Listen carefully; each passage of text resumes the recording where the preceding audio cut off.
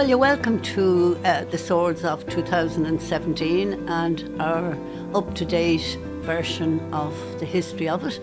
And this is to replace a video Swords Historical Society made in 30 years ago in 1986. And we're comparing the swords of then to the swords now, and it's interspersed with bits of the history of the area that you mightn't know about. Now this year I haven't done it on my own. I have roped in Dr. James Bennett, whom a lot of you may know. He was the schoolmaster in the Old Borough School for over 45 years. So between the two of us, we've done our best to bring you up to date and bring you back to the past. Yeah, no, I'm just, I suppose, delighted to have this opportunity as the Mayor of Fingal and living in Swords. I think it's 10 years. I think Michael Kennedy was a previous person from based in Swords who was Lord Mayor. I think before that you had Tom Kelleher and Cyril Gallagher, so there hasn't been too many of us.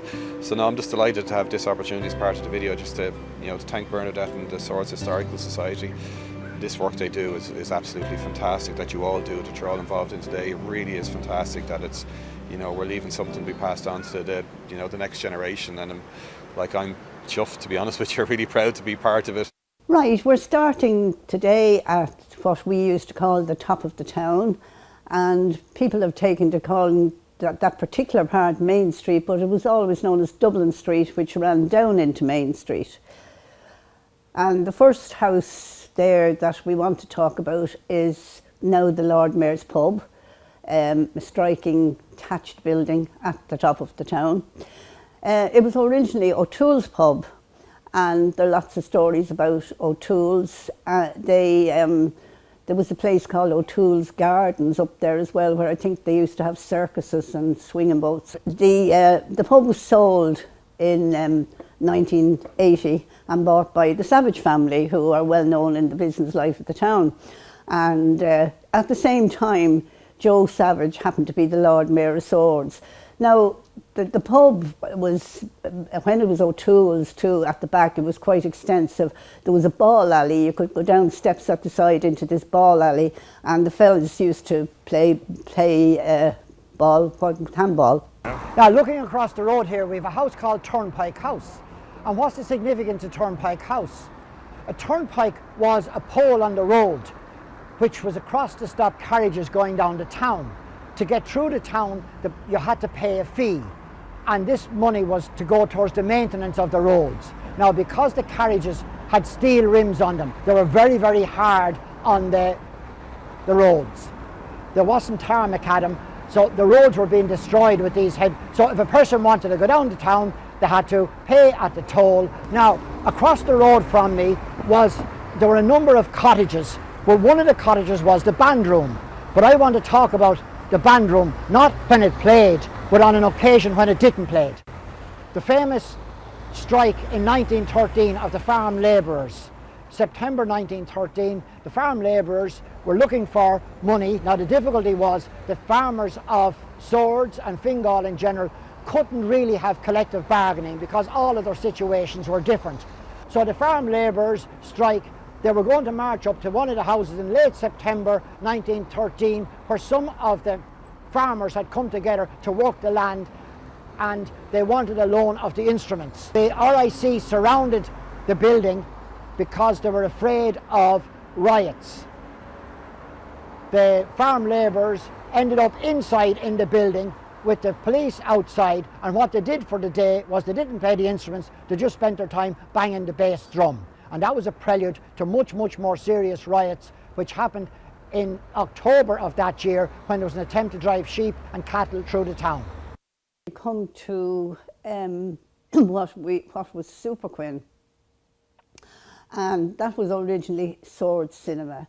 Now, Swords Cinema was a great boon when I was a child. I remember nagging at my mother to give me fourpence to go to see Hopalong Cassidy every Sunday. And because before that, we used to actually walk to Malahide to go to the pictures, and we'd all walk out in the middle of the road and say, keep in, here's a car. So you can guess that I'm quite ancient. But the cinema was built by a man called, what we used to call Mr. Bray. Tom Bray was his name.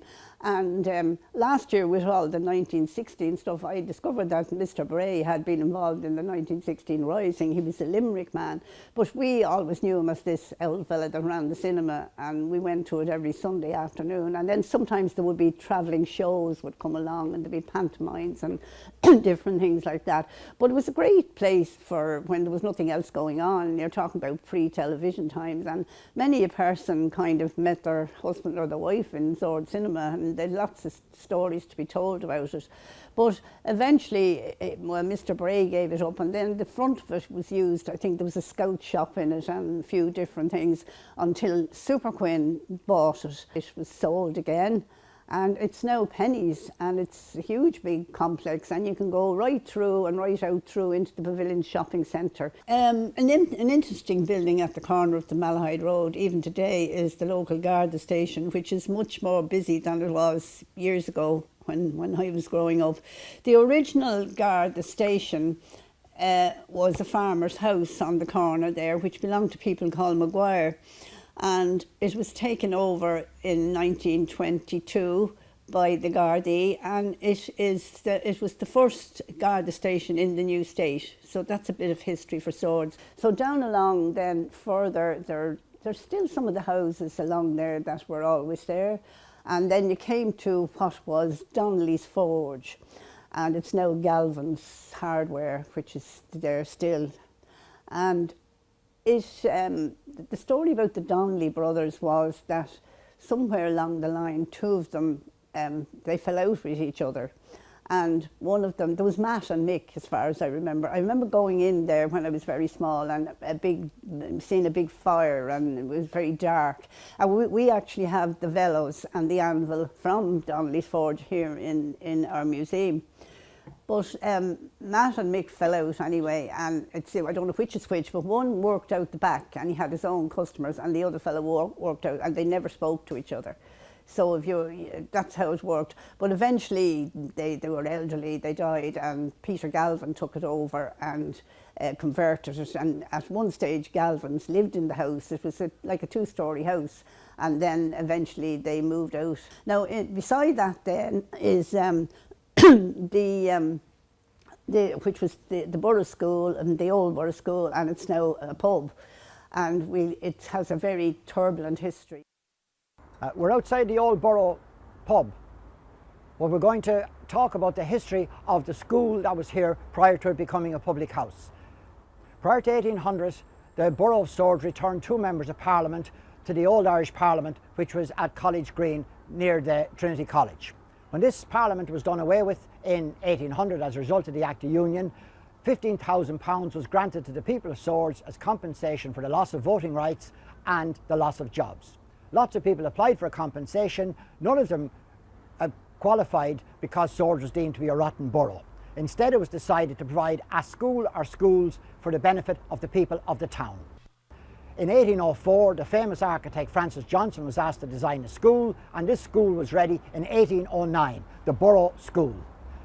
The school did very, very well initially, and from 1809 onwards into the 1830s, it was actually doing so well. A second school was opened, an infant school, which is now the old schoolhouse restaurant. So we have 2 schools. We have the Borough School and we have the infant school. Now we'll say just a very, very brief bit about the school. In addition to all the benefits which I mentioned, there was also a scholarship scheme which became known as the Fee. There were prizes for regular attendance, and there were prizes for the best students. I'm not going to develop that in any kind of detail. If you want to read more, Sewn by Candlelight by Bernadette Marks and Greatly Benefited by Andrew Whiteside cover this in much, much more detail. You'd wonder at all of this imaginative, ambitious stuff that there would be problems. But onwards from the 1830s, there were problems. And I have to go back a tiny, tiny bit. Catholic emancipation in 1829, when the Catholics got some rights, and in 1831, the Irish national school system was set up. There wasn't universal primary education anywhere in the world. I'm be careful about saying that, but it definitely wasn't anywhere under the British rule. And it was called the Irish Education Experiment because they wanted to see how it would get on in Ireland before they tried it in England. The Catholic Church welcomed it, particularly James Doyle, the Bishop of Kildare in Loughlin, who thought there was no better way to unite people than to have children educated together. 1853, all of the Catholics were withdrawn from the school because of an objection to a book based on the Gospels of St. Matthew and Mark. Cardinal Cullen gave £800 to build a new school, and the school that was built on Seatown Road.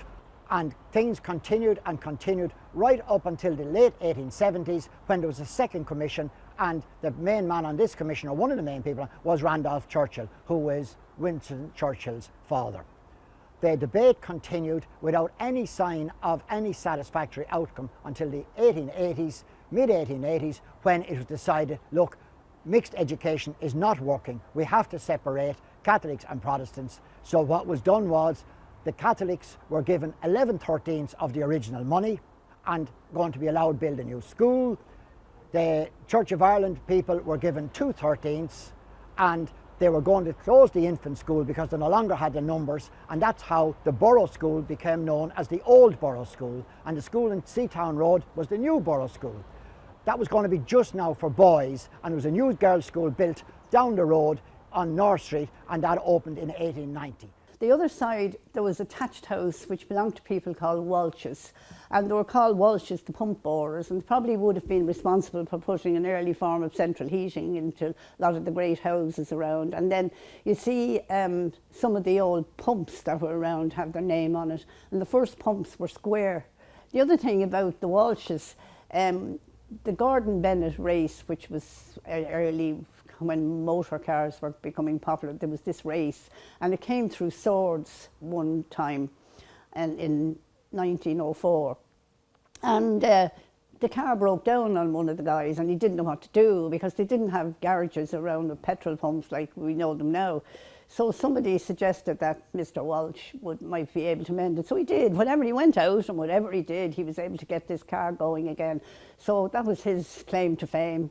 Now, the dispensary was elsewhere at one time, but we have the minutes of the old dispensary, and you could just imagine them meeting every Saturday in some old cobwebby place, and there was great discussions going on about building the new dispensary, and which was opened in 1898 about. In the meantime, across the other side of the road, there lived a man called Paddy Cleary, who was a relation of mine. He was the first cousin of my granny's, and he worked as a ploughman up in Early's farm in Mountgorry.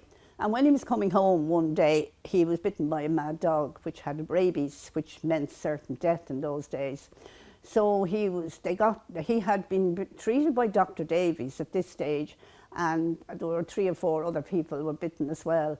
And this Dr. O'Donnell then suggested that they should send them to Paris to the Pasteur Clinic to be cured.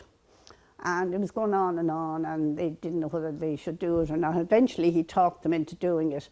And these 5 people were sent off to Paris, and one of them was a child of 3, a man called George Proctor, who lived on the Malahide Road. And his mother went with them as a kind of a chaperone. And she was given £3, or no, £30, I think. Yeah, £30 she was given to take the 5 people off to Paris and stay in a guest house for 3 weeks and be treated in the Pasteur Clinic. So they came back, and I remember I was 10 when Paddy died. He lived to be 88 afterwards, and he was ploughing nearly up to the time he died. The dispensary was there, and we know it as children when we were going to the national school, we used to be sent up there to get our teeth out and all places like that. But it outgrew the town now. Like, it was a wonderful place, I'd say, when there were only about 2,000 people here, but now we've 50,000 people, and I think the health centre they built down on Bridge Street is probably even not big enough now.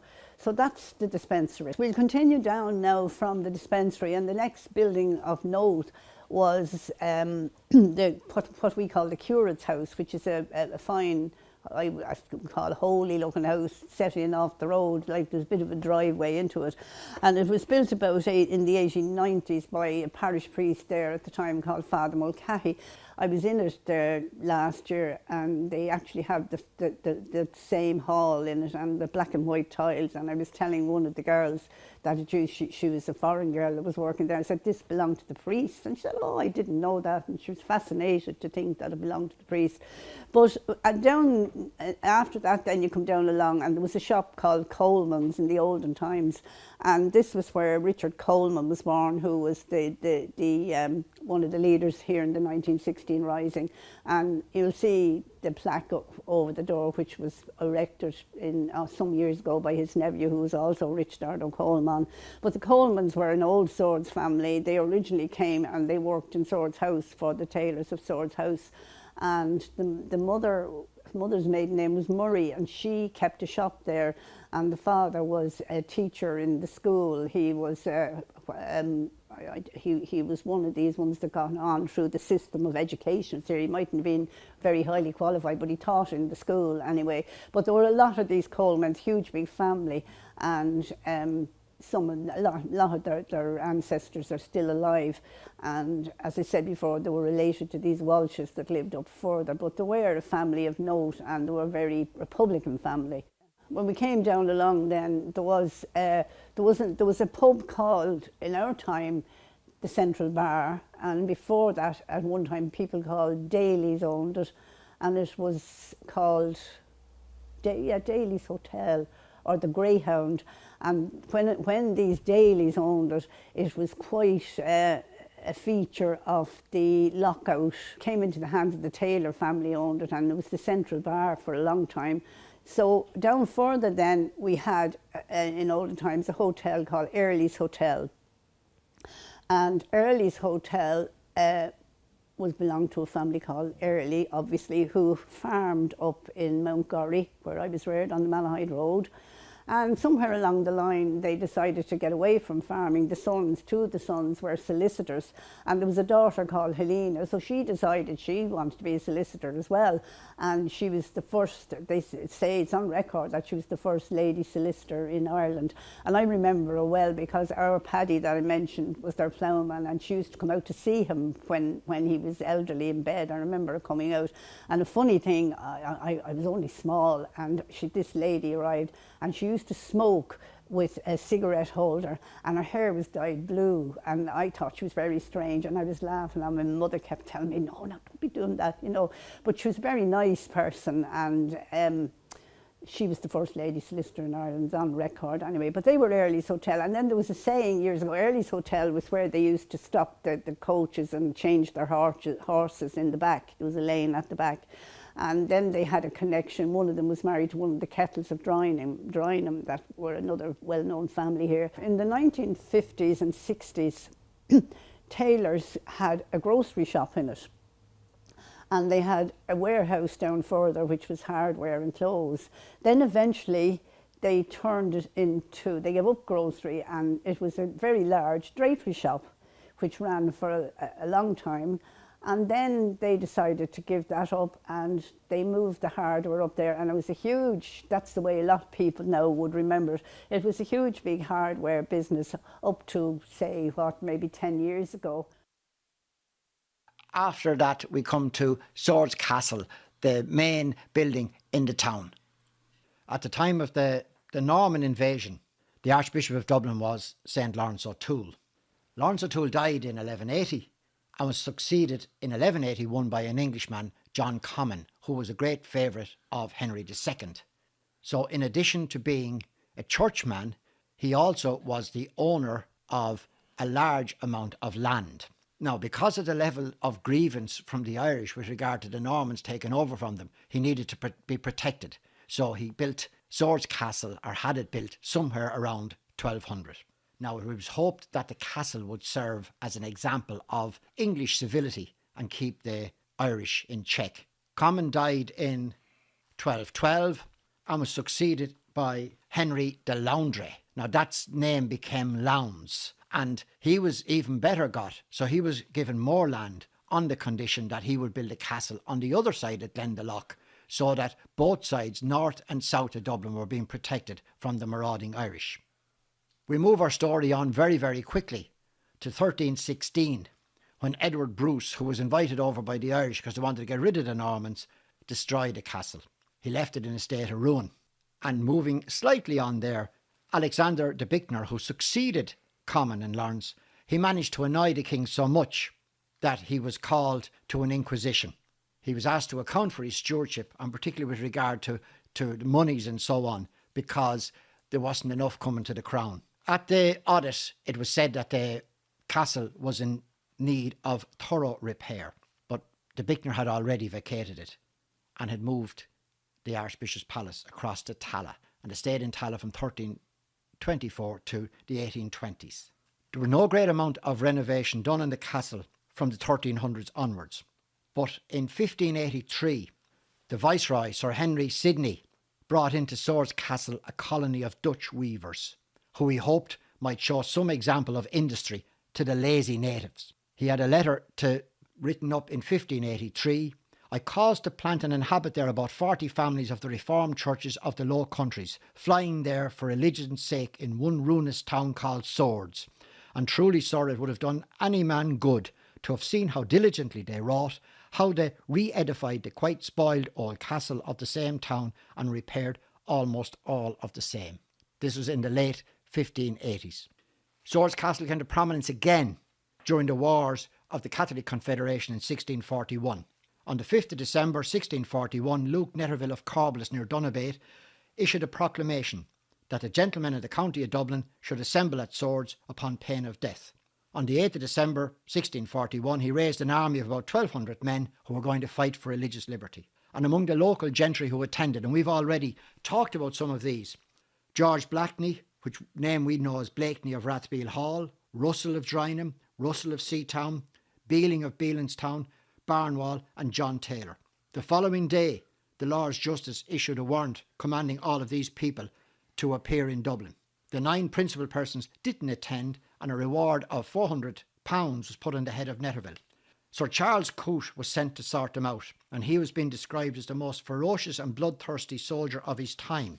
He beat the men of Fingal out of their fortifications, killed about 200 of them, and as a reward he was granted a large portion of the estates forfeited by the Fingalian gentry. Among the people who lost their estates were Blakeney, Mansion House, Watermill and 200 acres, Russell, 335 acres down around Seatown Castle, Beeling, 300 acres out around Beelinstown, and John Taylor, the Manor House, which is where it is now the County Council offices. Church of Ireland was disestablished in 1869, and the castle was sold to the Cobb family of Newbridge House.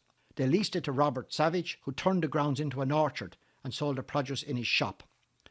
In 1985, the County Council purchased Swords Castle, and in subsequent years it commissioned a number of historical studies of the castle and its environs. In 1995, a plan for the phased restoration of the castle was approved by the County Council, by Fingal County Council that is.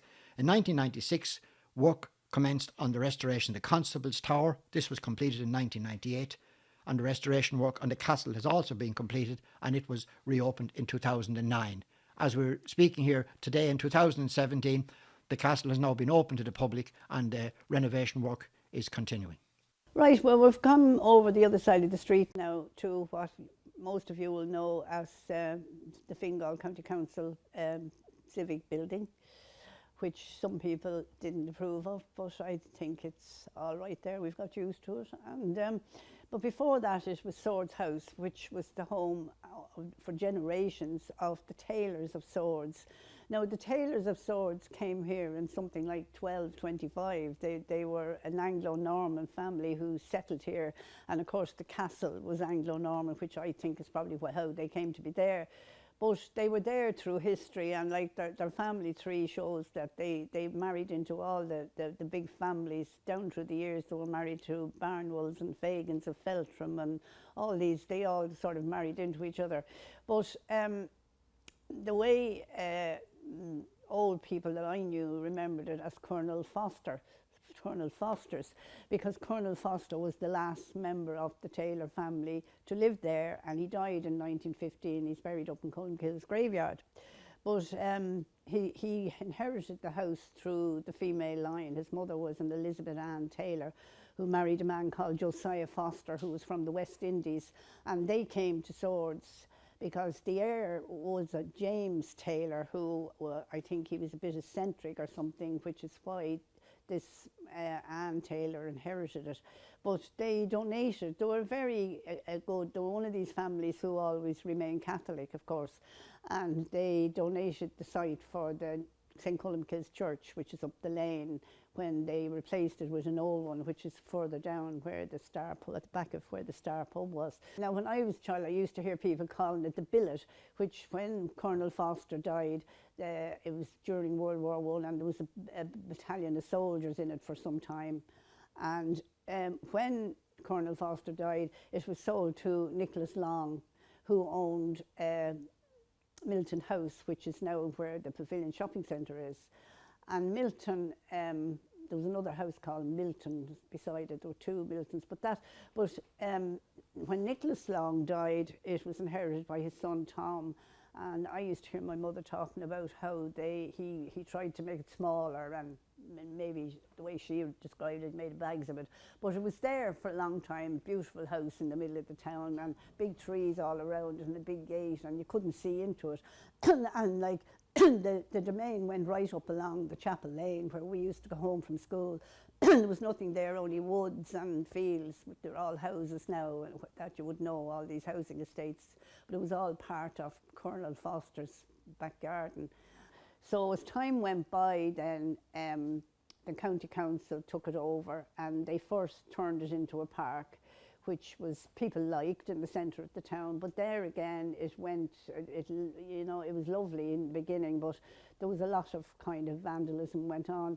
So eventually they decided, when the council split up, they decided to build the county hall there after a lot of toing and froing and people disagreeing. But we've got used to it being there now, and the same trees are all in front of it. The next, on the other side, walking up the town from the county hall, is the Star Pub, which recently has gone out of the hands of the Taylor family. They owned it for years.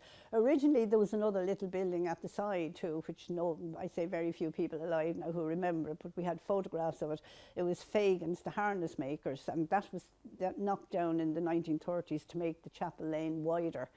And when I was a child, there used to be public toilets at the back of the Star, and they were very popular because a lot of people hadn't got any toilets in their house at the time, and we all thought these flush toilets down the lane were wonderful. That's a long time ago, but when Taylors refurbished the Star, it was discovered that the place where the toilets were actually still belonged to Taylors, and they incorporated in the pub, so there's no public toilets in Swords now. But that was the Star, and it originally belonged to, some records say it belonged to people called Baileys, and they were farmers. And then, as I talked about the bottle they found under the altar in the church, it was belonged to a James St. Lawrence, and St. Lawrence's were some way related to Taylors. They owned the Star at one time. And then in my time, I remember Taylors still in it, and they had a grocery shop in one side of it before they moved the other side of the street. But the Star, all the Taylors were very prominent in the 1960 rising and the War of Independence and everything, and consequently the pub was burnt by the Black and Tans in 1922, and I think they got compensation, and then they built it up into the way it is today. It looks very, and there always was a big clock over the door up in the middle of it, which has gone, and we all used to look at this Taylor stock for the time. But beside Taylor's in old times, there was a big two-storey house which was originally the RIC barracks, and in our time Birmingham's lived in it, the Birmingham family lived in it. And then on the other side of the RIC barracks was the post office, run in that time by people called Keane, who was retired RIC sergeant. And originally he kept the post office. I think when he retired as a sergeant, it was the other side of the street, along there near where Coleman's lived. But they had moved across the street between the 1901 census and the 1911 census. They had moved across the street. And I was asked by somebody one time how that happened. And how I knew was when my father was in jail after the 1916 rising, I have a letter he wrote to my granny, and he was commenting on different people in Swords, and he said Keanes have got very swanky since they moved the post office to the other side of the street. So that's how we knew for sure that it was there.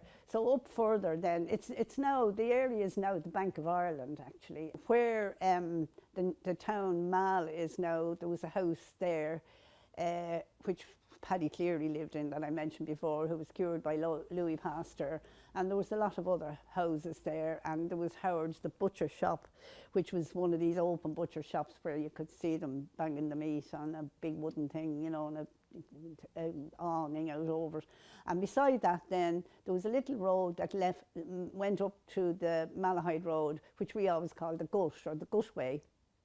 And there were two big red bricked houses there and another smaller one. And in the first red bricked house lived people called Morns. Now, the old Morn man had been a sergeant. He was actually the sergeant when the fracas took place with the lockout. But his son, Christopher Morn, or Kit Morn, he, funnily enough, as I say, you don't know what the background of several people are who were in the Rising, but he was very prominent in the Battle of Ashbourne. Well, now we're going to leave it at there for today. We have been wandering around North Street, but that probably will be part 2 of our film. And we hope you enjoyed it. At this stage, I would like to thank some of the people who've come on board to help us out. Swords Camera Club, who supplied some of the nice up-to-date photographs of the swords of today, and Geraldine, who helps in our office, and Mary, who goes out and researches graveyards, and many people that come along and help at the heritage of the area, which is it's changing all the time, and we have to keep recording it. It's not all about the past, it's what's happening today as well. So I hope you enjoyed it. Thank you.